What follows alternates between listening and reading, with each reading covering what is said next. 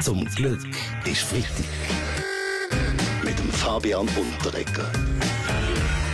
Was ist das wieder für eine Woche gewesen? Eine Schweizer Woche voller Überraschungen. Vertreter von der SVP, der Schweizerischen Volkspartei, im Iran, im islamischen Gottesstaat Iran. Herr Mörgeli, als Querform mit und überhaupt Denken von der SVP, überrascht Sie das? Ja, muss sagen, islamisch oder nicht, jedes Land, das mit strenger Hand geführt wird und Frauen und Presse in die Schranken weist, finden wir von der SVP grundsätzlich interessant. Verstehen Sie? Auch Sie, Herr Gerber, müssen das verstehen, oder?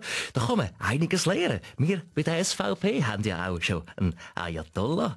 Ein Muslim ist nur verdächtig, wenn er in die Schweiz einreist oder neben einem im Flüger sitzt oder am gleichen Elternabend ist. Um was geht's? Der Iran ist der Schweiz gar nicht so unähnlich.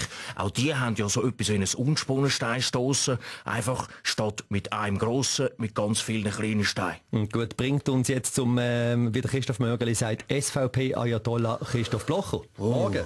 Guten Morgen, Gerber. Was ich dir sagen?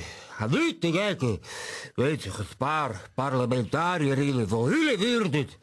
Vor allem bei den Linken wüssten da noch einige. Zum Beispiel die Widmer Schlumpf und ihre Frisur. Jesus Gott, gar nicht souverän. Moment, das heißt Modetrends und schöne Menschen, das ist das Fachgebiet für unseren Jeroen van Rooyen. Ja, gerade weil es im Iran immer noch viele Todesstrafen gibt, ist es auch ein modisches Statement, sich einen echten Perser an die Wand zu hängen. Hui, wie heisst denn du? Der Perser, kannst du auch noch in mein Team kommen? Kannst denn du auch steinigen?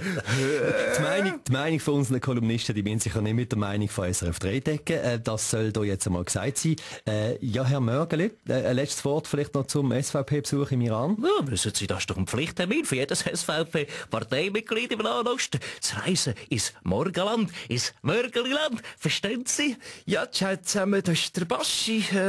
Ich habe im Fall, wie gesagt, im Iran auch einen Hit gelandet. Komm, bring einen Stein, komm, bring einen Stein. Bitte. Noch ein unverfängliches Thema heute, jetzt The Voice of Switzerland. Tizi heisst Gewinnerin. Hey, vergiss es, wie gesagt, dass Music Star Gewinner wird nicht, oder? Ciao tutti, ja, ich finde Tizi im Fall lässig, als Blick am Morgen, aber bitte nicht als Groupie, gell? Zum Glück ist Freitag.